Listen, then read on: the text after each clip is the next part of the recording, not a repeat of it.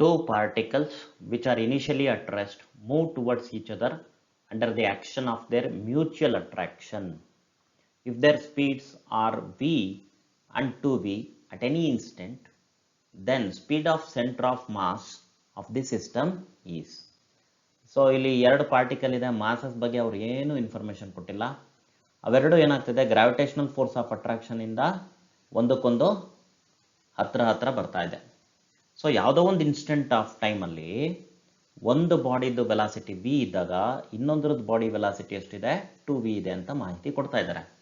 ಹಾಗಿದ್ರೆ centre of mass ಏನಿದೆ ಅದರ ಸ್ಪೀಡ್ ಎಷ್ಟು ಅಂತ ಕೇಳ್ತಾ ಇದ್ದಾರೆ. ಓಕೆ, ಸೊ ಇಲ್ಲಿ ಮೊದಲಿಗೆ ನಾವು ತಿಳ್ಕೊಳ್ಬೇಕಾಗಿರೋದೇನು, external force acting on this system is 0. So ಅಕಸ್ಮಾತ್ ಇಲ್ಲಿ ನಾನು ಗುರುತು ಮಾಡೋದಾದ್ರೆ ಸೆಂಟರ್ ಆಫ್ ಮಾಸ್ ನಮ್ಗೆ ಗೊತ್ತಿದೆ, ಹೆವಿ ಮಾಸಿಗೆ ಹತ್ರ ಇರ್ತದೆ ಅಂತ ಇಲ್ಲೆಲ್ಲೋ ಬರ್ತದೆ. ಓಕೆ, ಈ ಸೆಂಟರ್ ಆಫ್ ಮಾಸ್ ಏನಿದೆ ಯಾವುದೇ ರೀತಿಯ ಎಕ್ಸ್ಟರ್ನಲ್ ಫೋರ್ಸಸ್ ಆಕ್ಟ್ ಆಗ್ತಾ ಇಲ್ಲ ಅಂದ್ರೆ, ಈಗ ಗ್ರಾವಿಟೇಷನಲ್ ಫೋರ್ಸ್ ಅಂತ ನಾನು ಕರೆದೆ, ಹೌದಾ, ಇದನ್ನ F12 ಅಂತ ಕರೆಯೋಣ, ಇದನ್ನ F21 ಅಂತ ಕರೆಯೋಣ. ಓಕೆ, ಈ ಗ್ರಾವಿಟೇಷನಲ್ ಫೋರ್ಸ್ ಏನಿದೆ ದಟ್ ಈಸ್ ಇಂಟರ್ನಲ್ ಫೋರ್ಸ್ ಆಯ್ತು ಇಲ್ಲಿ. ಅಂತ ಸಂದರ್ಭದಲ್ಲಿ ಈ ಸೆಂಟರ್ ಆಫ್ ಮಾಸ್ ಇಲ್ಲೇ ಫಿಕ್ಸ್ಡ್ ಆಗಿರುತ್ತೆ, ಇಟ್ ವೋಂಟ್ ಮೂವ್. ಆಗಿದ್ರೆ ಅದರ ವೆಲಾಸಿಟಿ ಎಷ್ಟಾಯ್ತು, ಅದು ಡಿಸ್ಪ್ಲೇಸ್ಮೆಂಟ್ ಆಗ್ತಾ ಇಲ್ಲ ಅಂದ್ರೆ ವೆಲಾಸಿಟಿ ಎಷ್ಟು, 0. ಹಾಗಾಗಿ ಸರಿಯಾದ ಆಯ್ಕೆ option B. A particle is moving uniformly along a straight line as shown in the figure. During the motion of the particle from A to B, the angular momentum of the particle about O. ಇಲ್ಲಿ ಸ್ವಲ್ಪ diagram ದೊಡ್ಡದಾಗಿರೋ ತಗೊಳ್ತೀನಿ. ಅವ್ರೇನು ಹೇಳ್ತಾ ಇದ್ದಾರೆ, particle ಈ straight ಪಾತಲ್ಲಿ constant ವೆಲಾಸಿಟಿನಲ್ಲಿ ಹೋಗ್ತಾ ಇದೆ. ಅಂದರೆ ಅದರ ಲೀನಿಯರ್ ಮೊಮೆಂಟಮ್ ಚೇಂಜ್ ಆಗಲ್ಲ, ಎ ನಲ್ಲಿರಲಿ ಬಿ ನಲ್ಲಿರಲಿ ಅಥವಾ ಯಾವುದೇ ಒಂದು ಪಾಯಿಂಟಲ್ಲಿರಲಿ ಅದರ ಲೀನಿಯರ್ ಮೊಮೆಂಟಮ್ ಪಿ ಆಗಿರುತ್ತೆ. ಸೊ ಲೀನಿಯರ್ ಮೊಮೆಂಟಮ್ಗೆ ಫಾರ್ಮುಲಾ ಏನು, ಲೀನಿಯರ್ ಮೂಮೆಂಟ್ಗೆ ಫಾರ್ಮುಲಾ ಏನು, P vector P is equal to mass of the particle into velocity vector of the particle. ಈ ಫಾರ್ಮುಲಾ ನಮ್ಗೆ ಗೊತ್ತಿದೆ. ಈಗ ಆಂಗುಲರ್ ಮೊಮೆಂಟಮ್ಗೆ ಗೊತ್ತಿರೋ ಫಾರ್ಮುಲಾ ಏನು, ಅದರ ವೆಕ್ಟರ್ ಫಾರ್ಮ್ ಈ ಥರ ಇದೆ, ಆರ್ ಕ್ರಾಸ್ ಪಿ ಅಂತ ನಾವು ಹೇಳ್ತೀವಿ. ಓಕೆ, ಆರ್ ಕ್ರಾಸ್ ಪಿ ಅಂತ ಹೇಳ್ತೀವಿ.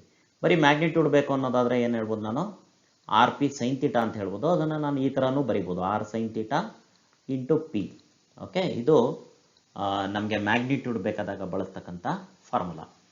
ಈಗ ಆರ್ ಸೈನ್ ಥೀಟಾ ಅನ್ನೋದು ಏನು, ಆರ್ ಸೈನ್ ಥೀಟಾ ಅನ್ನೋದು it's the perpendicular distance of the direction of linear momentum. ಅಂದರೆ ಈ ಡೈರೆಕ್ಷನ್ ಆಫ್ ಲೀನಿಯರ್ ಮೊಮೆಂಟಮ್ ನೋಡಿ, ಇಲ್ಲಿ ಈ ಥರ ಇದೆ ಎ ಹತ್ರ, ಸೊ ಬಿ ಹತ್ರ ಈ ಥರ ಇದೆ. ಸೊ ಈ ಡೈರೆಕ್ಷನ್ ಆಫ್ ಲೀನಿಯರ್ ಮೊಮೆಂಟಮ್ ಏನಿದೆ ಅದಕ್ಕೆ ಇರ್ತಕ್ಕಂಥ perpendicular distance from the point about which we are going to take the angular momentum. Angular momentum ತಗೊಳ್ತಾರ ಪಾಯಿಂಟ್ ಯಾವುದು, ಓ. ಸೊ ಅಲ್ಲಿಂದ ಡೈರೆಕ್ಷನ್ ಆಫ್ ಲೀನಿಯರ್ ಮೊಮೆಂಟಮ್ಗೆ ಇರ್ತಕ್ಕಂಥ ಪರ್ಪೆಂಡಿಕ್ಯುಲರ್ ಡಿಸ್ಟೆನ್ಸ್ ಅದು. ಸೊ ಎರಡೂ ಕೇಸಲ್ಲಿ ಅಂದರೆ ಎ ನಲ್ಲಿರಲಿ ಆಬ್ಜೆಕ್ಟು ಅಥವಾ ಬಿ ನಲ್ಲಿರಲಿ, ಎರಡೂ ಕೇಸಲ್ಲಿ ನಮಗೇನು ಗೊತ್ತಾಗ್ತದೆ, ಅದು ಸೇಮ್ ಇದೆ. ಆರ್ ಸೈನ್ ಥೀಟಾ ನೋಡಿ, ನಾನು ಗ್ರೀನ್ ಕಲರಲ್ಲಿ ಮಾರ್ಕ್ ಮಾಡಿದ್ದೀನಲ್ಲ, ಅದು R sine theta. So for both A and B or any general point on this line, ಯಾವುದೇ ಲೈನ್ ತಗೊಳ್ಳಿ. So this is the perpendicular distance of the linear momentum from the considered point. ಹಾಗಾಗಿ ನಮಗೆ R sine theta constant ಅಂತ ಗೊತ್ತಾಗ್ತಾ ಇದೆ. So L ಕೂಡ constant ಆಗಿರುತ್ತೆ, ಇದು ಚೇಂಜ್ ಆಗಲ್ಲ. ಹಾಗಾಗಿ ಸರಿಯಾದ ಆಯ್ಕೆ option C. A satellite is orbiting close to the earth and has a kinetic energy k. The minimum extra kinetic energy required by it to just overcome the gravitational pull of the earth is. ಇಲ್ಲಿ ನಾವು derivation ಮಾಡಬೇಕಾದ್ರೆ ಒಂದು fact ನಮಗೆ ಗೊತ್ತಾಗಿರ್ತದೆ, ಏನದು ಅಂದರೆ potential energy is equal to negative of 2 times of kinetic energy. ಇದು general formula ನಾನು ಹೇಳ್ತಾ ಇದ್ದೀನಿ. Potential energy of satellite orbiting around any planet, earth ಅಂತಲ್ಲ ಯಾವುದೇ ಪ್ಲಾನೆಟ್ ಆಗಿರಲಿ. ಸೊ ಅದರ ಪೊಟೆನ್ಷಿಯಲ್ ಎನರ್ಜಿ ಏನಿದೆ ಆ ಸ್ಯಾಟಲೈಟಿನ ಕೈನೆಟಿಕ್ ಎನರ್ಜಿನ ಡಬಲ್ ಟೈಮ್ ಇರುತ್ತೆ ವಿತ್ ನೆಗೆಟಿವ್ ಸೈನ್. ಇದನ್ನು ಮರೆಯಂಗಿಲ್ಲ. ಸೊ ಯಾವುದೇ ಹೈಟಲ್ಲಿ ಅದು ರಿವಾಲ್ವ್ ಆಗ್ತಾ ಇರಲಿ, ದಟ್ ಡಸಂಟ್ ಮ್ಯಾಟರ್. ಸೊ ಇಲ್ಲಿ ನಮಗೆ ಕೈನೆಟಿಕ್ ಎನರ್ಜಿ ಏನಂತ ಹೇಳ್ತಾ ಇದ್ದಾರೆ, ಕೆ ಅಂತ ಹೇಳ್ತಾ ಇದ್ದಾರೆ. So kinetic energy is K. So ಹಾಗಿದ್ರೆ ಪೊಟೆನ್ಷಿಯಲ್ ಎನರ್ಜಿ ಏನಾಗಿರುತ್ತೆ, potential energy will be -2k. So total energy ಅಂತ ತಗೊಳ್ತೀನಿ ನಾನು. ಸೊ ಟೋಟಲ್ ಎನರ್ಜಿ ಏನಿರಬೇಕು, kinetic energy plus potential energy ಇರಬೇಕು. ಸೊ ಅಲ್ಲಿಗೆ ಆ್ಯಡ್ ಮಾಡ್ತೀನಿ, K plus of minus 2k ಬರುತ್ತೆ. ಸೊ ಟೋಟಲಿ ನಂಗೆ ಏನು ಬರ್ತಾ ಇದೆ, ಮೈನಸ್ ಕೆ ಅಂತ ಬರ್ತಾ ಇದೆ. ಇಲ್ಲಿ ನೆಗೆಟಿವ್ ಸೈನ್ ಏನು ಹೇಳುತ್ತೆ, the satellite is still bounded to earth ಅಥವಾ ಪ್ಲಾನೆಟ್ ಆಗಿರ್ಬೋದು, ಅಥವಾ ಅರ್ತ್, ಇಲ್ಲಿ ಅರ್ತ್ ಅಂತ ಕೊಟ್ಟಿದ್ದಾರೆ. ಸೊ ಅಕಸ್ಮಾತ್ ಪ್ಲಾನೆಟ್ ಅಂತ ಕೊಟ್ಟಿದ್ರೆ ಅದು ಪ್ಲಾನೆಟ್ಗೆ ಬೌಂಡ್ ಆಗಿದೆ ಅಂತ ಹೇಳುತ್ತೆ ನೆಗೆಟಿವ್. ಸೊ ಅದು ಆ ಬೌಂಡೆಡ್ನೆಸ್ ಇಂದ ಹೊರಗೆ ಹೋಗ್ಬೇಕು ಅಂದರೆ ಅಟ್ಲೀಸ್ಟ್ ಮಿನಿಮಮ್ ಟೋಟಲ್ ಎನರ್ಜಿ ಏನಾಗಿರ್ಬೇಕು, 0. ಸೊ ಹಾಗಿದ್ರೆ ನೀವು ಅಡಿಷ್ನಲ್ ಎಕ್ಸ್ಟ್ರಾ ಎನರ್ಜಿ ಏನು ಕೊಡಬೇಕು, ಕೈನೆಟಿಕ್ ಎನರ್ಜಿ ಅಂದರೆ, ಸೊ ಅದಕ್ಕೆ ನಾನು ಪ್ಲಸ್ ಕೆ ಕೊಡಬೇಕು. So additional kinetic energy plus K ಕೊಡ್ತೀನಿ. ಸೊ ಈಗ ಆ್ಯಡ್ ಮಾಡಿದ್ರೆ ಪ್ಲಸ್ ಕೆ ಮತ್ತು ಮೈನಸ್ ಕೆ ಆ್ಯಡ್ ಮಾಡಿದ್ರೆ ಏನಾಗುತ್ತೆ, 0 ಆಗುತ್ತೆ. ಸೊ ಅವಾಗ ಏನಾಗುತ್ತೆ, that will come out of the gravitational full of the earth. So minimum kinetic energy K ಕೊಡಬೇಕು. ಹಾಗಾಗಿ ಸರಿಯಾದ ಆಯ್ಕೆ option A is the right choice. A wire is stretched such that its volume remains constant.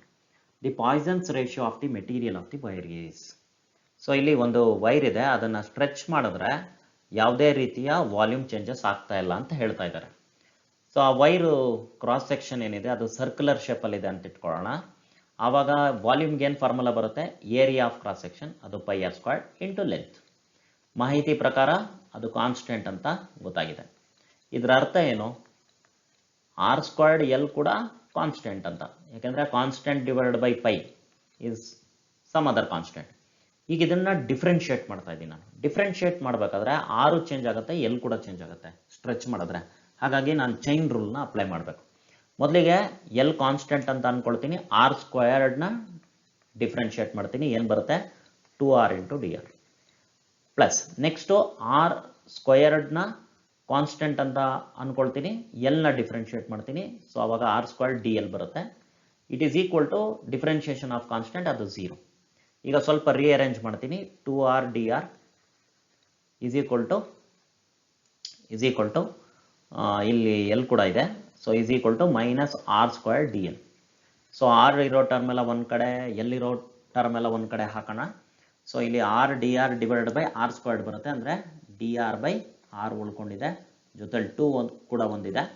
So ಇಲ್ಲಿ into ಎಲ್ಲಿದೆ ಆ ಕಡೆ ಬಂದರೆ divided by L ಆಗುತ್ತೆ. So minus D L by L. ಇದೊಂಚೂರು ಮತ್ತೆ ಚೆನ್ನಾಗಿ ಮೇಕಪ್ ಮಾಡೋಣ. ನಾನು ಅದನ್ನು ಮೇಕಪ್ ಅಂತ ಹೇಳ್ತೀನಿ, ಯಾಕೆಂದರೆ ಈ ಕ್ವೆಶನ್ ಚೆನ್ನಾಗಿ ಕಾಣಿಸುತ್ತೆ. ಸೊ ಹೇಗೆ ಮೇಕಪ್ ಮಾಡ್ತಾ ಇದ್ದೀನಿ ನೋಡ್ಕೊಳ್ಳಿ, ಡಿ ಆರ್ ಬೈ ಆರ್ ಅದು ಹಾಗೆ ಉಳಿಸ್ಕೊಂಡಿದ್ದೀನಿ ಈ ಟರ್ಮು. ಈಗ ಡಿ ಎಲ್ ಬೈ ಎಲ್ ಏನಿದೆ ಆರ್ ಎಚ್ ಎಸ್ ಅಲ್ಲಿ, ಅದನ್ನು ಈ ಕಡೆ ತೊಗೊಂಡ್ಬಂದ್ರೆ ಏನಾಗುತ್ತೆ, whole divided by D L by L. So this is equal to minus 1/2 ಅಂತ ಆಗುತ್ತೆ. ಸೊ ಈ ಎಲ್ ಎಚ್ ಎಸ್ ಏನಿದೆ ಅದು ಏನಂತ ಹೇಳ್ತಾ ಇದೆ, ಸೊ ಲ್ಯಾಟ್ರಲ್ ಸ್ಟ್ರೈನ್ ಅಂದರೆ ಸೈಡ್ ವರ್ಡ್ ಸ್ಟ್ರೈನ್ ಏನಾಗಿದೆ ಅಂತ ಹೇಳ್ತಾ ಇದೆ ನ್ಯೂಮರೇಟರ್. ಡಿನಾಮಿನೇಟರಲ್ಲಿ ಏನಿದೆ, linear strain. So linear strain according to definition this is Poisson's ratio. So ಇದು ಪಾಯ್ಸನ್ಸ್ ರೇಷಿಯೋ ಆಯಿತು. ಸೊ ಪಾಯ್ಸನ್ಸ್ ರೇಷಿಯೋ ಏನಂತ ಗೊತ್ತಾಗ್ತದೆ, ಮೈನಸ್ 1/2 ಅಥವಾ ಮೈನಸ್ 0.5. ಹಾಗಾಗಿ ಸರಿಯಾದ ಆಯ್ಕೆ option B. A cylindrical container containing water has a small hole at a height of h equals 8 cm from the bottom and at a depth of 2 cm from the top surface of the liquid.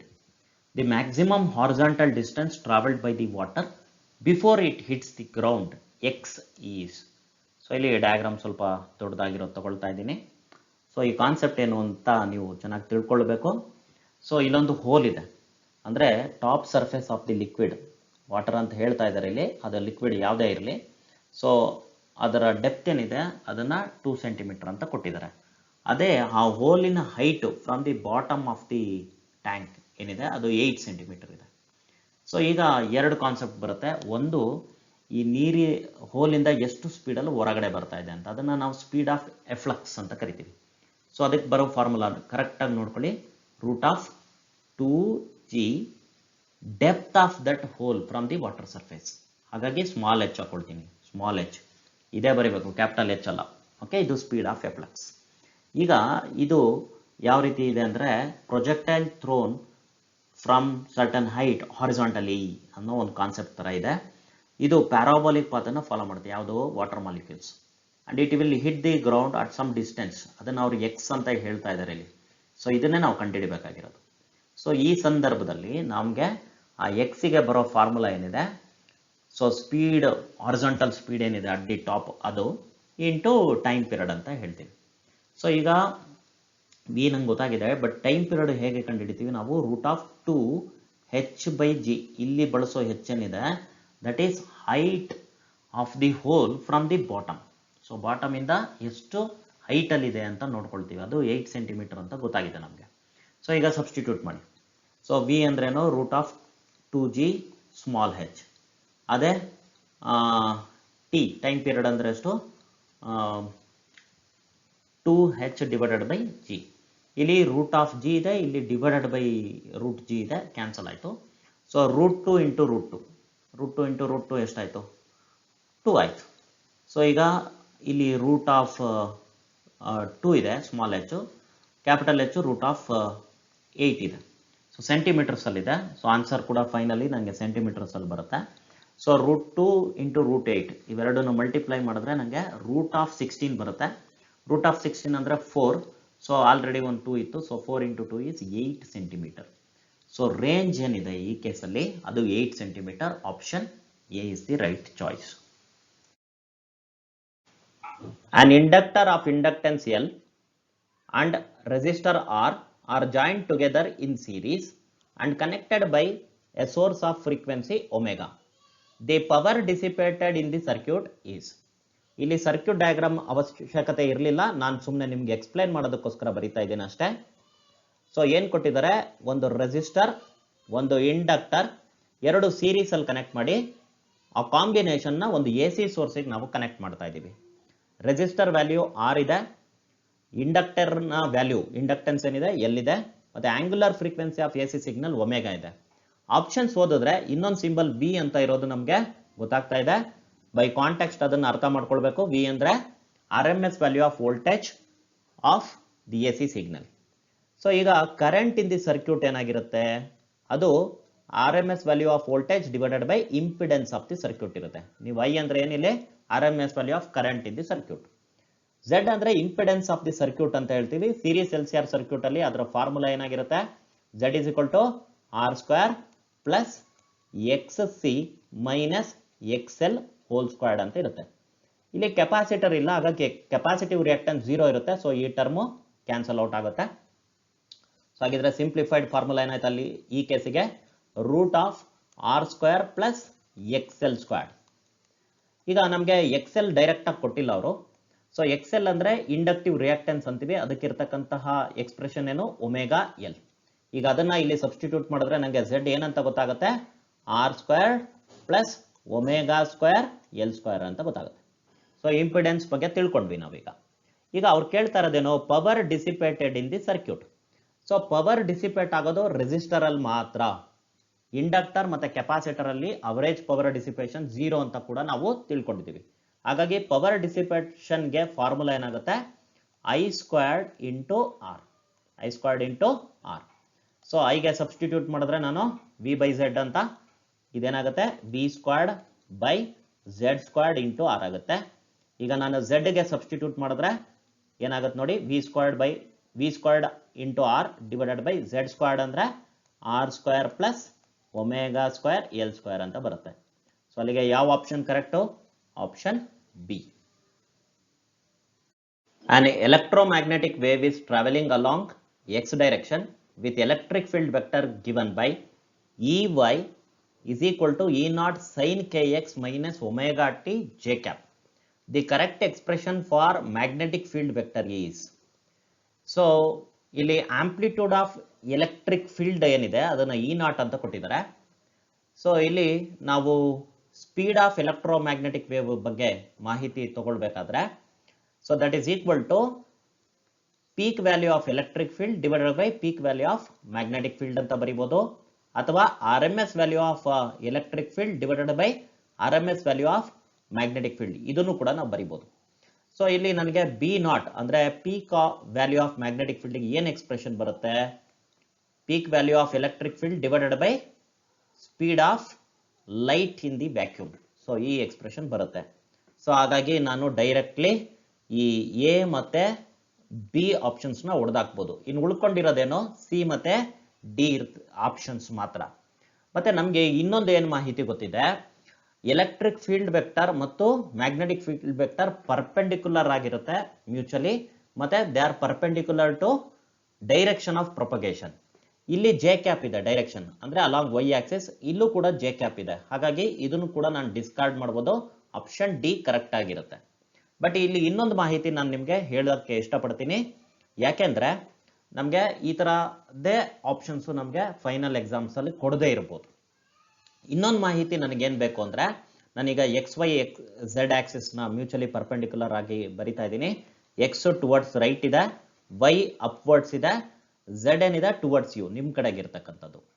So ಈಗ Y axis ಅಲ್ಲಿ ನನಗೆ ಏನಾಗ್ತಾ ಇದೆ, electric field oscillations ಆಗ್ತಾ ಇದೆ ಈ ತರ.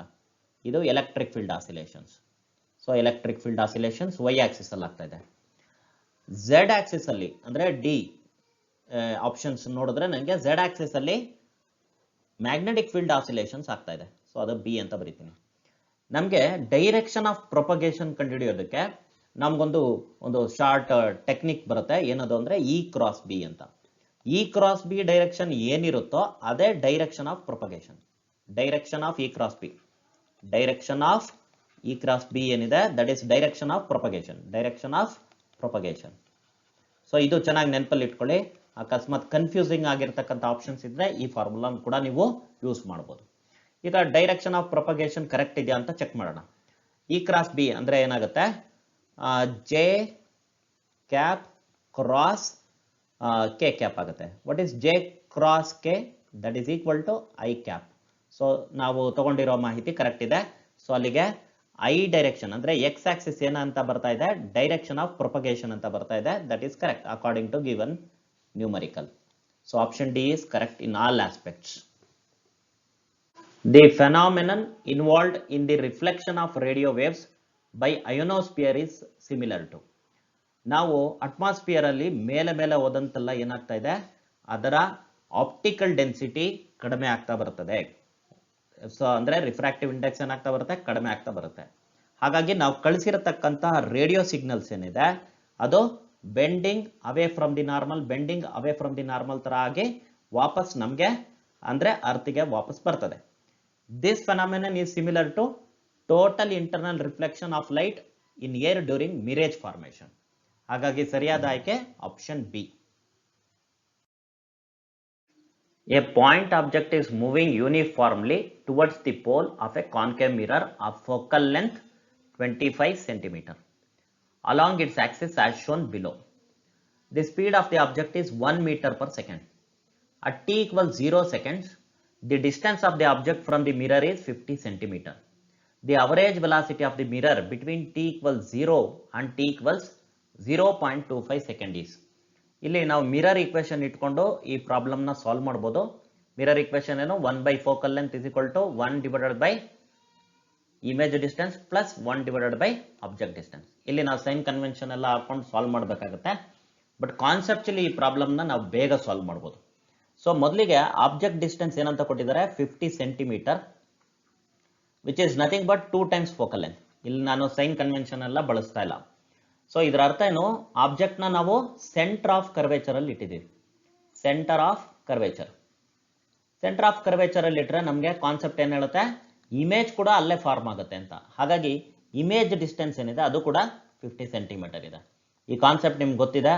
Centre of curvature ಅಲ್ಲಿ ಮಿರರ್ ಮುಂದೆ ಆಬ್ಜೆಕ್ಟ್ ನ ಇಟ್ಟಾಗ ಇಮೇಜ್ ಕೂಡ ಅಲ್ಲೇ ಫಾರ್ಮ್ ಆಗುತ್ತೆ. ಓಕೆ, ಸೊ ಹಾಗಾದ್ರೆ ಇನಿಷಿಯಲ್ ಪೊಸಿಷನ್ ಆಫ್ ಇಮೇಜ್ ಏನಿದೆ 50 ಸೆಂಟಿಮೀಟರ್. ಅಂದ್ರೆ ಇದನ್ನ ನಾವು ಸೆಂಟರ್ ಆಫ್ ಕರ್ವೇಚರ್ ಅಂತ ಇಟ್ಕೊಂಡ್ರೆ ಆಬ್ಜೆಕ್ಟ್ ಫಸ್ಟ್ ಪೊಸಿಷನ್ ಅಲ್ಲೇ ಇದೆ, ಇಮೇಜಿನ ಫಸ್ಟ್ ಪೊಸಿಷನ್ ಕೂಡ ಅಲ್ಲೇ ಇದೆ. ಈಗ ಏನಾಗ್ತಾ ಇದೆ, ಇದು ಸ್ಪೀಡ್ 1 ಮೀಟರ್ ಪರ್ ಸೆಕೆಂಡ್ ಅಲ್ಲಿ ಮೂವ್ ಆಗ್ತಾ ಇದೆ. v is equal to 1 metre per second ಅಲ್ಲಿ ಮೂವ್ ಆಗ್ತಾ ಇದೆ. ಸೊ ಅವಾಗ 0.25 ಸೆಕೆಂಡ್ಸ್ ತನಕ ಮೂವ್ ಆದ್ರೆ, ಸೊ 1 ಮೀಟರ್ 1 ಸೆಕೆಂಡ್ಗೆ ಅಂದ್ರೆ 0.25 ಸೆಕೆಂಡ್ಗೆ 0.25 ಮೀಟರ್. 0.25 ಮೀಟರ್ ಅಂದ್ರೆ ಎಷ್ಟು, 25 ಸೆಂಟಿಮೀಟರ್ ಟ್ರಾವೆಲ್ ಆಗುತ್ತೆ. ಸೊ ಈಗ ನ್ಯೂ ಆಬ್ಜೆಕ್ಟ್ ಡಿಸ್ಟೆನ್ಸ್ ಏನಾಯ್ತು, 25 centimetre, which is nothing but focal length. ಹೌದಾ? So focal length is the object distance. ಅಂದ್ರೆ ಪ್ರಿನ್ಸಿಪಲ್ ಫೋಕಸ್ ಅಲ್ಲಿ ಆಬ್ಜೆಕ್ಟ್ ಇಟ್ಟಿದೀವಿ ನಾವು. ಸೊ ಪ್ರಿನ್ಸಿಪಲ್ ಫೋಕಸ್ ಅಲ್ಲಿ ಆಬ್ಜೆಕ್ಟ್ ಇಟ್ಟರೆ ಇಮೇಜ್ ಎಲ್ಲಿ ಫಾರ್ಮ್ ಆಗುತ್ತೆ, ಇನ್ಫಿನಿಟಿನಲ್ಲಿ ಫಾರ್ಮ್ ಆಗುತ್ತೆ ಅಂತ ಗೊತ್ತಿದೆ ನಮಗೆ. ಹಾಗಿದ್ರೆ ಫೈನಲ್ ಪೊಸಿಷನ್ ಆಫ್ ಇಮೇಜ್ ಏನಿದೆ ಇನ್ಫಿನಿಟಿ. ಈಗ ಇವರು ಕೇಳ್ತಾ ಇರೋದೇನು ಅವರೇಜ್ ವೆಲಾಸಿಟಿ. ಸೊ ಅವರೇಜ್ ವೆಲಾಸಿಟಿಗೆ ನಾವೇನ್ ಮಾಡ್ತೀವಿ, change in position of the image divided by time taken. So this is average velocity formula, that is change in position of image divided by time. So change in position of image ಅಂದ್ರೆ ಏನಾಯ್ತು, final image position minus initial image position ಆಯ್ತು, divided by T ಇದೆ. So substitute ಮಾಡಿದ್ರೆ ನಿಮಗೆ infinity minus 50 divided by time ಎಷ್ಟಿದೆ 0.25 seconds. So ಇದು ನಿಮಗೆ final ಆಗಿ ಆನ್ಸರ್ ಇನ್ಫಿನಿಟಿ ಅಂತ ಗೊತ್ತಾಗುತ್ತೆ. ಹಾಗಾಗಿ ಸರಿಯಾದ ಆಯ್ಕೆ option D. A certain prism is found to produce a minimum deviation of 38 degree.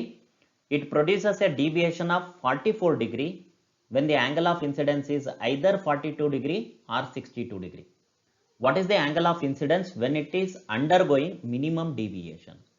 ಮೊದಲಿಗೆ ಜನರಲ್ ಡಯಾಗ್ರಾಮ್ ತಗೊಳ್ತಾ ಇದ್ದೀನಿ ನಾನು, deviation produced by the prism. ಈ ಡಯಾಗ್ರಾಮ್ ನಿಮ್ಗೆಲ್ಲರಿಗೂ ಗೊತ್ತಿರುತ್ತೆ. ಸೊ ನಾನು ಸೆಕೆಂಡ್ ಸೆಂಟೆನ್ಸ್ ತಗೊಳ್ತಾ ಇದ್ದೀನಿ ಇಲ್ಲಿ. ಸೊ ಸೆಕೆಂಡ್ ಸೆಂಟೆನ್ಸ್ ಅಲ್ಲಿ ಏನು ಹೇಳ್ತಾ ಇದ್ದಾರೆ, ಆಂಗಲ್ ಆಫ್ ಇನ್ಸಿಡೆನ್ಸ್ 42 ಡಿಗ್ರಿ ಇದ್ರೆ ಆಂಗಲ್ ಆಫ್ ಎಮರ್ಜೆನ್ಸ್ 62 ಡಿಗ್ರಿ ಇರುತ್ತೆ, ಅಥವಾ ವೈಸ್ ವರ್ಸ ಅಂತ ಹೇಳ್ತೀವಿ ನಾವಿಲ್ಲಿ. ಏನು, I is equal to angle of incidence 62 degree ಇದ್ರೆ ಆಂಗಲ್ ಆಫ್ ಎಮರ್ಜೆನ್ಸ್ ಎಷ್ಟಿರುತ್ತೆ 42 ಡಿಗ್ರಿ. ಇಲ್ಲಿ ಡಿವಿಯೇಷನ್ ಪ್ರೊಡ್ಯೂಸ್, ಈ ಕೇಸಲ್ಲಿ ಅವ್ರು ಏನು ಹೇಳ್ತಾ ಇದ್ದಾರೆ 44 ಡಿಗ್ರಿ ಅಂತ ಹೇಳ್ತಾ ಇದ್ದಾರೆ. ಸೊ ಡಿವಿಯೇಷನ್ಗೆ ಏನು ಫಾರ್ಮುಲಾ ಇದೆ, deviation is equal to deviation produced in the first refracting surface ಎಷ್ಟಿರುತ್ತೆ I minus R one, plus deviation produced in the second refracting surface, ಅದು ಎ ಸಿ ಇದೆ ಡಯಾಗ್ರಾಮ್ ಅಲ್ಲಿ. ಸೊ ಅಲ್ಲಿ ಎಷ್ಟಿರುತ್ತೆ I minus R two. So ಇಲ್ಲಿ ನೀವೇನ್ ಮಾಡ್ಬೋದು, ಸ್ವಲ್ಪ ಐ ಮೈನಸ್ ಆರ್ ಟು ಅಲ್ಲ, ಸೊ ಡಯಾಗ್ರಾಮ್ ಅಲ್ಲಿ ಅದು ಇ ಅಂತ ಇದೆ, ಅದನ್ನೇ ತಗೊಳ್ತೀನಿ. ಸೊ ಇದನ್ನು ಸ್ವಲ್ಪ ರೀಅರೇಂಜ್ ಮಾಡಿದ್ರೆ ನಮಗೆ ಈಕ್ವೇಶನ್ ಚೆನ್ನಾಗಿ ಕಾಣಿಸುತ್ತೆ, ಅದನ್ನೇ ನಾನು ಮೇಕಪ್ ಮಾಡೋದು ಅಂತ ಕರಿತೀನಿ. So I plus E minus of R one plus R two. So ನಮಗೆ ಈ R one plus R two ಏನಿದೆ ಅದು ಆಂಗಲ್ ಆಫ್ ಪ್ರಿಸಮ್ ಅಂತ ಪ್ರೂವ್ ಮಾಡಿದ್ದೀವಿ ಡಿರವೇಶನ್ ಅಲ್ಲಿ. ಹಾಗಾಗಿ ನಾವು ಇದನ್ನ ಏನಂತ ಬರೆಯುವುದು, I plus E minus angle of prism. ಈ ಈಕ್ವೇಶನ್ ಇಂದ ನನಗೆ ಆಂಗಲ್ ಆಫ್ ಪ್ರಿಸಮ್ ನ ಕಂಡುಹಿಡಿಯೋದು ಸಾಧ್ಯ ಆಗುತ್ತೆ. ನೋಡೋಣ ಹೇಗೆ ಅಂತೇಳಿ. ಡಿವಿಯೇಷನ್ ಎಷ್ಟು ಕೊಟ್ಟಿದ್ದಾರೆ 44 ಡಿಗ್ರಿ. ಸೊ ಐ ಮತ್ತೆ ಇ ಏನಾಗಿದೆ 42 ಡಿಗ್ರಿ ಪ್ಲಸ್ 62 ಡಿಗ್ರಿ ಅಂತ ತಗೊಳ್ಬೋದು, ಮೈನಸ್ ಎ. ಸೊ ಇದನ್ನು ಸಾಲ್ವ್ ಮಾಡಿದ್ರೆ, ನಾನು ಇಲ್ಲಿ ಅದನ್ನು ತೋರಿಸ್ತಾ ಇಲ್ಲ, ನಿಮಗೆ ಸಾಲ್ವ್ ಮಾಡಿದ್ರೆ ಆಂಗಲ್ ಆಫ್ ಪ್ರಿಸಮ್ 60 ಡಿಗ್ರಿ ಅಂತ ಗೊತ್ತಾಗುತ್ತೆ. ಜಸ್ಟ್ ಅಡಿಷನ್ ಸಬ್ಟ್ರಾಕ್ಷನ್ ಮಾಡಿ you will get the answer for angle of prism is equal to 60 degree. ಈ ಆಂಗಲ್ ಏನಿದೆ ಅದು 60 ಡಿಗ್ರಿ ಇದೆ. ಈಗ ನಾವು ಫಸ್ಟ್ ಪಾರ್ಟ್ ಆಫ್ ದಿ ಸೆಂಟೆನ್ಸ್ಗೆ ಹೋಗೋಣ. ಸೊ ಮಿನಿಮಮ್ ಡಿವಿಯೇಷನ್ ಅಲ್ಲಿ ಏನ್ ಕತೆ, ಮಿನಿಮಮ್ ಡಿವಿಯೇಷನ್ ಅಲ್ಲಿ ನಮ್ಮ ಕತೆ ಏನ್ ಗೊತ್ತಿದೆ, I is equal to E ಇರುತ್ತೆ, ಓಕೆ, ಮತ್ತೆ R one is equal to R two ಇರುತ್ತೆ, that is equal to R ಅಂತ ಬೇಕಿದ್ರೆ ನೀವು ಕನ್ಸಿಡರ್ ಮಾಡ್ಬೋದು. ಸೊ ಮಿನಿಮಮ್ ಡಿವಿಯೇಷನ್ ಅಲ್ಲಿ ಫಾರ್ಮುಲಾ ಏನಾಗುತ್ತೆ, I plus E minus R one plus R ಟುನ ನಾನು ಎ ಅಂತ ಬರಿಬಹುದು. ಸೊ ಅಥವಾ ನಾನು ಇದನ್ನ ಹೆಂಗ್ ಬರಿಬಹುದು, D M is equal to I plus I ಅಂತಾನೆ ತಗೊಳ್ಬೋದು, ಇದು 2i ಆಗುತ್ತೆ. So 2i minus A. So ಹಾಗೆ 2i ಏನಾಯ್ತು, 2i is equal to D M plus A ಆಯ್ತು. ಸೊ ಮಿನಿಮಮ್ ಡಿವಿಯೇಷನ್ ಕೊಟ್ಬಿಟ್ಟಿದ್ದಾರೆ ಅವ್ರು, ಏನಂತ ಕೊಟ್ಟಿದ್ದಾರೆ, minimum deviation is 38 degree. So 38 degree minimum deviation plus angle of prism 60 ಇದೆ. ಇವೆರಡನ್ನು ಆಡ್ ಮಾಡಿದ್ರೆ ನನಗೆ ಎಷ್ಟು ಬರ್ತಾ ಇದೆ, 98 ಡಿಗ್ರಿ ಬರ್ತಾ ಇದೆ, ವಿಚ್ ಇಸ್ 2i. ಹಾಗಿದ್ರೆ angle of incidence for which minimum deviation will occur ಅಂತ ಕೇಳ್ತಾ ಇದ್ದಾರೆ. ಸೊ ವಿಚ್ ವಿಲ್ ಬಿ 98/2, ಅದು 49 ಡಿಗ್ರಿ. ಸೊ ಸರಿಯಾದ ಆಯ್ಕೆ ಇಲ್ಲಿ ಆಪ್ಷನ್ ಸಿ ಆಗಿದೆ. An aluminum sphere is dipped into water. Which of the following is true? Options ನೋಡಿದ್ರೆ ಬಯಾಂಡ್ force 0 degree ಜಾಸ್ತಿ ಇರುತ್ತಾ, 4 ಡಿಗ್ರಿ ಜಾಸ್ತಿ ಇರುತ್ತಾ, ಅಥವಾ ವೈಸ್ ವರ್ಸನ, ಅಥವಾ 2 ಡಿಗ್ರಿ ಸೆಲ್ಸಿಯಸ್ ಅಲ್ಲಿ ಸೇಮ್ ಇರುತ್ತಾ, ಅಥವಾ ರೇಡಿಯಸ್ ಆಫ್ ದಿ ಸ್ಪಿಯರ್ ಮೇಲೆ ಡಿಪೆಂಡ್ ಆಗುತ್ತಾ, ಈ ತರ ಆಯ್ಕೆಗಳನ್ನು ಕೊಟ್ಟಿದ್ದಾರೆ. ಸೊ ಇಲ್ಲಿ ನಾವು density versus temperature graph for water ನೋಡೋಣ. Density of water versus temperature graph ಈ ತರ ಇರುತ್ತೆ. At 4 degree Celsius density is maximum. ಈಗ ಬಯಾಂಡ್ ಫೋರ್ಸ್ಗೆ ಏನು ಎಕ್ಸ್ಪ್ರೆಷನ್ ಬರುತ್ತೆ, buoyant force is equal to mass of the water displaced into acceleration due to gravity. So mass of the water displaced ಗೆ formula ಏನು, density of water into volume of the water displaced. ಈಗ aluminium sphere ಅಂತೂ dip ಮಾಡ್ಬಿಟ್ಟಿದ್ವಿ. So volume of the water displaced constant ಇದೆ, G ಕೂಡ constant ಇದೆ. So buoyant force ಏನಿದೆ that directly depends on density of water. So density of water ಯಾವ degree Celsius ಅಲ್ಲಿ maximum ಇದೆ? 4 ಡಿಗ್ರಿ ಸೆಲ್ಸಿಯಸ್ ಅಲ್ಲಿ. ಹಾಗಾಗಿ ಬಯಾಂಟ್ ಫೋರ್ಸ್ ಕೂಡ 4 ಡಿಗ್ರಿ ಸೆಲ್ಸಿಯಸ್ ಅಲ್ಲಿ ಮ್ಯಾಕ್ಸಿಮಮ್ ಇರುತ್ತೆ. ಸೊ ಸರಿಯಾದ ಆಯ್ಕೆ option A. Buoyancy will be less in water at 0 degree Celsius than that in water at 4 degree Celsius. A thermodynamic system undergoes a cyclic process ABC as shown in the diagram. The work done by the system per cycle is. ಇಲ್ಲಿ diagram ನ ಗಮನಿಸಿ. Work done in the process A B ಏನಿದೆ ಅದು 0 ಇದೆ. ಯಾಕೆ? ಇಲ್ಲಿ ಯಾವುದೇ ರೀತಿಯ ವಾಲ್ಯೂಮ್ ಚೇಂಜ್ ಆಗ್ತಾ ಇಲ್ಲ. ಎ ಇಂದ ಬಿಗೆ ವಾಲ್ಯೂಮ್ ಇಸ್ ನಾಟ್ ಚೇಂಜಿಂಗ್. ಅದೇ work done in the process B C ಏನಿದೆ ಅದು ಪಾಸಿಟಿವ್ ಇದೆ. ಹೇಗೆ ಗೊತ್ತಾಯ್ತು? ಇಲ್ಲಿ ಎಕ್ಸ್ಪ್ಯಾನ್ಷನ್ ಆಗ್ತಾ ಇದೆ. Volume is expanding from 5 metre cube to 10 metre cube. ಹಾಗಾಗಿ ಪಾಸಿಟಿವ್ ವರ್ಕ್ ಅಂತ ಕರಿತೀವಿ. ಇದನ್ನು ಕಂಡುಹಿಡಿಯೋದಾಗೆ area under curve B C ಇದನ್ನ ನಾನು ಕ್ಯಾಲ್ಕುಲೇಟ್ ಮಾಡಬೇಕಾಗುತ್ತೆ. ಶೇಡೆಡ್ ರೀಜನ್ ಇನ ಏರಿಯಾ. ಅವಾಗ work done for the process B C ಸಿಗುತ್ತೆ. ಈಗ work done for the process C A ಏನಿದೆ ಅದು ನೆಗೆಟಿವ್ ಆಗಿರುತ್ತೆ. ಯಾಕೆ ನೆಗೆಟಿವ್ ಆಗಿರುತ್ತೆ ಯೋಚನೆ ಮಾಡಿ. ಇಲ್ಲಿ ಕಂಪ್ರೆಷನ್ ಆಗ್ತಾ ಇದೆ. ಕಂಪ್ರೆಷನ್ ಆಗ್ತಾ ಇದೆ 10 ಮೀಟರ್ ಕ್ಯೂಬ್ ಇಂದ 5 ಮೀಟರ್ ಕ್ಯೂಬ್ಗೆ ಕಂಪ್ರೆಷನ್ ಆಗ್ತಾ ಇದೆ. ಇಲ್ಲಿ ಏರಿಯಾ ಕಂಡುಹಿಡಿತೀನಿ under the curve A C. So ಅದು ನನಗೆ work done for C A process ಸಿಗ್ತದೆ. ಸೊ ಇಲ್ಲಿ ಶೇಡೆಡ್ ರೀಜನ್ ಸಿ ಎ ಜಾಸ್ತಿ ಇರೋದ್ರಿಂದ work done in C A process is greater than work done in B C process. Okay, so ಅಲ್ಲಿಗೆ negative work ಜಾಸ್ತಿ ಇದೆ, positive work ಕಡಿಮೆ ಇದೆ. So total work done ಏನಾಯ್ತು? ನೆಗೆಟಿವ್ ಆಯ್ತು. So total work is negative. So ಇದಕ್ಕೊಂದು short cut trick ಇದೆ. ಏನಂತ? ಸೈಕ್ಲಿಕ್ ಪ್ರೋಸೆಸ್ ಅಲ್ಲಿ ಆಂಟಿ ಕ್ಲಾಕ್ ವೈಸ್ ಇದ್ರೆ ಡೈರೆಕ್ಷನ್ ಅದು ನೆಗೆಟಿವ್ ವರ್ಕ್ ನ ಹೇಳುತ್ತೆ. ಅದೇ ಕ್ಲಾಕ್ ವೈಸ್ ಇದ್ರೆ ಡೈರೆಕ್ಷನ್ ಅದು ಪಾಸಿಟಿವ್ ವರ್ಕ್ ಅಂತ ಹೇಳುತ್ತೆ. ಸೊ ಆಮೇಲೆ ನೀವೇನ್ ಮಾಡಬೇಕು? Area enclosed by the curves ಏನಿದೆ ಅದು ಟೋಟಲ್ ವರ್ಕ್ ಡನ್ ಇನ್ ಸೈಕ್ಲಿಕ್ ಪ್ರೋಸೆಸ್. ಇದನ್ನೆಲ್ಲ ಅಳಿಸ್ಬಿಡ್ತೀನಿ ನಾನು. ಸೊ ಈಗ work done by cyclic process ಅಂದ್ರೆ ಏನು? Area enclosed by the curves ಅಂದ್ರೆ ಈ ರೀಜನ್ ಇನ ಏರಿಯಾ ಕಂಡುಹಿಡಿಬೇಕು ನಾನು. ಸೊ ಅಲ್ಲಿಗೆ ಇದು ಟ್ರಯಾಂಗಲ್ ಶೇಪ್ ಅಲ್ಲಿ ಇದೆ. ಏರಿಯಾ ಆಫ್ ಟ್ರಯಾಂಗಲ್ ನಿಮ್ಗೆ ಗೊತ್ತಿದೆ. ಸೊ ಮೊದಲೇ ಹೇಳಿದಾಗೆ ಇದು ನೆಗೆಟಿವ್ ಸೈನ್ ಇರುತ್ತೆ. ಏರಿಯಾ ಆಫ್ ಟ್ರಯಾಂಗಲ್ ಏನು? Half into base. ಬೇಸ್ ಎಷ್ಟಿದೆ ಇಲ್ಲಿ? ಬಿ ಇಂದ ಸಿ ಗೆ ಅಂದ್ರೆ 5 ಮೀಟರ್ ಕ್ಯೂಬ್ ಇಂದ 10 ಮೀಟರ್ ಕ್ಯೂಬ್ಗೆ ಚೇಂಜ್ ಎಷ್ಟಿದೆ? 5 ಮೀಟರ್ ಕ್ಯೂಬ್ ಇಂಟು ಇಲ್ಲಿ ಹೈಟ್ ಅಂದ್ರೇನು? ಬಿ ಇಂದ ಎ. ಬಿ ಇಂದ ಹೇಗೆ 100 ಇಂದ 400 ನ್ಯೂಟನ್ ಪರ್ ಮೀಟರ್ ಸ್ಕ್ವೇರ್ಡ್ ಆಗ್ತಾ ಇದೆ. ಅಂದ್ರೆ ಚೇಂಜ್ ಏನಿದೆ? 300 ನ್ಯೂಟನ್ ಪರ್ ಮೀಟರ್ ಸ್ಕ್ವೇರ್ಡ್ ಆಯ್ತು. ಸೊ ಅಲ್ಲಿಗೆ ಮಲ್ಟಿಪ್ಲೈ ಮಾಡಿ ಸಾಲ್ವ್ ಮಾಡ್ತಾ ಬರೋಣ. 150 ಟೈಮ್ಸ್ is 300. ಸೊ 150 into 5 ಅಂದ್ರೆ 750 ಬರುತ್ತೆ. ಸೊ ಮೈನಸ್ 750 ಜೋಲ್ಸ್ ಅನ್ನೋದು ಆನ್ಸರ್ ಆಗಿದೆ. ಸರಿಯಾದ ಆಯ್ಕೆ option C. 1 mole of O2 gas is heated at constant pressure starting at 27 degrees Celsius. How much energy must be added to the gas as heat to double its volume? So ಇಲ್ಲಿ volume double ಆಗಬೇಕು ಅಂತ ಹೇಳ್ತಾ ಇದ್ದಾರೆ. Constant pressure ಅಂತ ಹೇಳ್ತಾ ಇದ್ದಾರೆ. ಅಂದ್ರೆ Charles ಲಾ ಏನ್ ಹೇಳುತ್ತೆ ನಮ್ಗೆ? ಸೊ ವಾಲ್ಯೂಮ್ ಡಬಲ್ ಆದ್ರೆ ಟೆಂಪರೇಚರ್ ಕೂಡ ಡಬಲ್ ಆಗುತ್ತೆ. ಸೊ ಇನಿಷಿಯಲ್ ಟೆಂಪರೇಚರ್ ಏನಿದೆ ಅದು 300 ಕೆಲ್ವಿನ್. ಸೊ 27 ಡಿಗ್ರಿ ಸೆಲ್ಸಿಯಸ್ ಅಂದ್ರೆ ಅದು 300 ಕೆಲ್ವಿನ್ ಆಗಿದ್ರೆ ಫೈನಲ್ ಟೆಂಪರೇಚರ್ ಏನಿದೆ that is going to be double ಅಂದ್ರೆ 600 ಕೆಲ್ವಿನ್. ಸೊ ಆಗಿರುತ್ತೆ. ಸೊ ಇಲ್ಲಿ O2 ಗ್ಯಾಸ್ ಏನಿದೆ ಅದು diatomic molecule. So diatomic gas. So diatomic ಗ್ಯಾಸಿಗೆ ಎಷ್ಟು ಡಿಗ್ರೀಸ್ ಆಫ್ ಫ್ರೀಡಮ್ ಬರುತ್ತೆ ಅಂದ್ರೆ 5 degrees of freedom. So constant volume ಅಲ್ಲಿ ಅದರ ಸ್ಪೆಸಿಫಿಕ್ ಹೀಟ್ ಕೆಪಾಸಿಟಿ ಏನಿದೆ, ಮೋಲಾರ್ ಸ್ಪೆಸಿಫಿಕ್ ಹೀಟ್ ಕೆಪಾಸಿಟಿ ಏನಿದೆ ಅದು 5/2 R ಇರುತ್ತೆ. ಇಲ್ಲಿ 5 ಹೇಗೆ ಬಂತು? Because of 5 degrees of freedom. ಇದಕ್ಕೆ ಒಂದು R ನ ಜಾಸ್ತಿ ಮಾಡಿದ್ರೆ ಅದು ಕಾನ್ಸ್ಟೆಂಟ್ ಪ್ರೆಷರ್ ಅಲ್ಲಿ ಮೋಲಾರ್ ಸ್ಪೆಸಿಫಿಕ್ ಹೀಟ್ ಕೆಪಾಸಿಟಿ ಹೇಳುತ್ತೆ. ಅಂದ್ರೆ 7/2 R. ಈಗ ಇವ್ರು ಕೇಳ್ತಾ ಇರೋದು ಕಾನ್ಸ್ಟೆಂಟ್ ಪ್ರೆಷರ್ ಕೇಸಲ್ಲಿ. ಸೊ ಕಾನ್ಸ್ಟೆಂಟ್ ಪ್ರೆಷರ್ ಕೇಸಲ್ಲಿ ಹೀಟ್ ಎನರ್ಜಿ ರಿಕ್ವೈರ್ಡ್ಗೆ ಫಾರ್ಮುಲಾ ಏನು? NCP delta T. So N ನ 1 ಮೋಲ್ ಅಂತ ಕೊಟ್ಟಿದ್ದಾರೆ, CP ನಮಗೆ 7/2 R ಅಂತ ಗೊತ್ತಾಗಿದೆ. ಡೆಲ್ಟಾ ಟಿ ಏನಿದೆ ನೋಡ್ಕೊಳ್ಳಿ. ಸೊ ಈ ಕೇಸಲ್ಲಿ ಡೆಲ್ಟಾ ಟಿ ಎಷ್ಟು? 300 ಕೆಲ್ವಿನ್ ಇಂದ 600 ಕೆಲ್ವಿನ್ಗೆ ಹೋಗುತ್ತೆ. ಅಂದ್ರೆ delta T is 300 kelvin. Delta T is 300 kelvin. So ಇಲ್ಲಿ ನೀವು ಸಾಲ್ವ್ ಮಾಡೋದಾದ್ರೆ ಇದನ್ನು ಸಾಲ್ವ್ ಮಾಡಿದ್ರೆ ನಿಮಗೆ 2 150 times is 300, 150 into 7 ಅಂದ್ರೆ 1050, 1050 R ಅಂತ ಗೊತ್ತಾಗ್ತಾ ಇದೆ. ಸರಿಯಾದ ಆಯ್ಕೆ ಆಪ್ಷನ್ ಡಿ.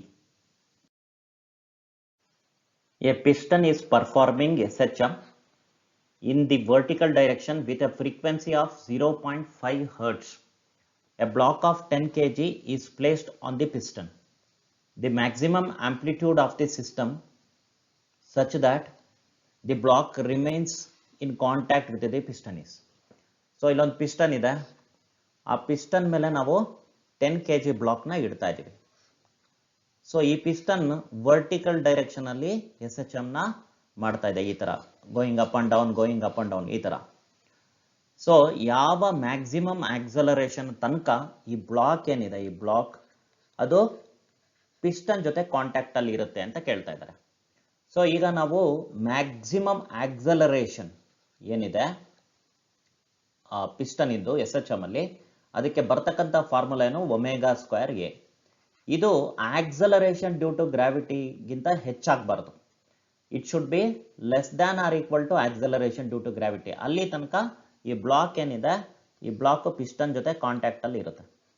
ಸೊ ಮ್ಯಾಕ್ಸಿಮಮ್ ಅಂತ ಹೇಳ್ತಿರೋದ್ರಿಂದ ನಾನು omega square A is equal to G ಅಂತ ಫಾರ್ಮುಲಾ ತಗೊಳ್ತೀನಿ. So it should be less than or equal to, so maximum ಅಂತ ಹೇಳಿರೋದ್ರಿಂದ ಈಕ್ವಲ್ ಸೈನ್ ತಗೊಳ್ತಾ ಇದ್ದೀನಿ. ಸೊ ಒಮೆಗಾ ಸ್ಕ್ವೇರ್ ಅಂದ್ರೆ ನೋಟ್ 2πf ಹೋಲ್ ಸ್ಕ್ವೇರ್ಡ್, ಯಾಕೆಂದ್ರೆ ಒಮೆಗಾ ಅಂದ್ರೆ 2πf ಅಂತ ಗೊತ್ತಿದೆ ನಮಗೆ. ಸೊ ಈಗ ಇದನ್ನ ಸ್ಕ್ವೇರ್ ಮಾಡಿದ್ರೆ ನನಗೆ 4π square F square. F square ಅಂದ್ರೆ ಎಫ್ ನ 0.5 ಹರ್ಟ್ಸ್ ಅಂತ ಕೊಟ್ಟಿದ್ದಾರೆ. ಸೊ 0.5 ನ ಸ್ಕ್ವೇರ್ ಮಾಡಿದ್ರೆ 0.25 ಬರುತ್ತೆ. 0.25 ನ ನಾನು 1/4 ಅಂತ ಬರೀಬಹುದು, into A is equal to G. ಈಗ ಪೈ ಸ್ಕ್ವೇರ್ ಏನಿದೆ ಅದು ಆಲ್ಮೋಸ್ಟ್ 9.8 ಹತ್ರ ಬರುತ್ತೆ. ಸೊ ಇದು ಚೆನ್ನಾಗಿ ತಿಳ್ಕೊಳ್ಳಿ. ಸೊ ಪೈ ಸ್ಕ್ವೇರ್ ನ ಜಿ ಜೊತೆ ನಾವು ಕ್ಯಾನ್ಸಲ್ ಔಟ್ ಮಾಡ್ಬೋದು. So magnitude of pi square ಏನಿದೆ ಅದು ಜಿ ಮ್ಯಾಗ್ನಿಟ್ಯೂಡ್ ಜೊತೆ ಹೋಲಿಕೆ ಆಗುತ್ತೆ, ಅದು ಕ್ಯಾನ್ಸಲ್ ಆಯ್ತು. ಸೊ ಇನ್ನೊಂದು 4/4 ಇದೆ, ಕ್ಯಾನ್ಸಲ್ ಔಟ್ ಆಯ್ತು. ಸೊ ಅಲ್ಲಿಗೆ ಎಗೆ ಏನ್ ಆಪ್ಷನ್ ಏನ್ ಬರ್ತಾ ಇದೆ, ಆನ್ಸರ್ 1 ಮೀಟರ್ ಅಂತ ಬರ್ತಾ ಇದೆ. ಸೊ ಸರಿಯಾದ ಆಯ್ಕೆ option A. The equation of a stationary wave is y equals 2 sin pi x divided by 15 cos 48 pi t. The distance between a node and its next antinode is. So distance between successive antinode ಮತ್ತೆ node ಏನಿದೆ ಅದು ಎಷ್ಟಿರುತ್ತೆ, distance between ಒಂದು ಆಂಟಿನೋಡ್ ಮತ್ತೆ ಅದರ successive ನೋಡ್ ನಡುವೆ distance ಏನಿದೆ ಅದು λ/4 ಇರುತ್ತೆ. ಸೊ ಈಗ ಮೊದಲಿಗೆ ನಾವು ವೇವ್ ಲೆಂತ್ ಅಂದ್ರೆ ಲ್ಯಾಂಬ್ಡಾನ ತಿಳ್ಕೊಳ್ಬೇಕು. ಅದಕ್ಕಾಗಿ ನಾನು standard equation of stationary wave ಬರ್ತಾ ಇದ್ದೀನಿ. Standard equation of stationary wave ಏನ್ ಬರುತ್ತೆ, y is equal to 2a sin kx into cos omega t. So ಇದು standard equation of stationary wave. ಈಗ ಕಂಪ್ಯಾರಿಸನ್ ಮಾಡ್ತೀನಿ. ನನಗೆ ಬೇಕಾಗಿರೋದೇನಪ್ಪ ಅಂದ್ರೆ ಈ ಕೆ ಜಾಗದಲ್ಲಿ ಏನಿದೆ ಅಂತ. ಕೆ ಅನ್ನೋದು ಪ್ರೊಪಗೇಷನ್ ಕಾನ್ಸ್ಟೆಂಟ್, ಅದನ್ನ ನಾವು 2π/λ ಅಂತ ಡಿಫೈನ್ ಮಾಡ್ತೀವಿ. ಆ ಜಾಗದಲ್ಲಿ ನನಗೆ ಏನ್ ಸಿಗ್ತಾ ಇದೆ, π/15. ಸೊ π/15 ಸಿಗ್ತಾ ಇದೆ. ಸೊ ಅದನ್ನು ಬರ್ಕೊಳ್ತಾ ಇದ್ದೀನಿ. ಸೊ π/15 ಕೆ ಜಾಗದಲ್ಲಿ ನನಗೆ π/15 ಸಿಗ್ತಾ ಇದೆ. ಸೊ ಪೈ ಮತ್ತೆ ಪೈ ಕ್ಯಾನ್ಸಲ್ ಔಟ್ ಆಯ್ತು. ಸೊ ಲ್ಯಾಂಬ್ಡಾ ಏನಂತ ಗೊತ್ತಾಗ್ತಾ ಇದೆ ನನಗೆ, 30 ಯೂನಿಟ್ಸ್ ಅಂತ ಗೊತ್ತಾಗ್ತಾ ಇದೆ. ಸೊ ಅಲ್ಲಿಗೆ λ/4 ಎಷ್ಟಾಗಿರುತ್ತೆ, λ/4 7.5 ಯೂನಿಟ್ಸ್ ಆಗಿರುತ್ತೆ. ಸೊ ಸರಿಯಾದ ಆಯ್ಕೆ ಆಪ್ಷನ್ ಎ.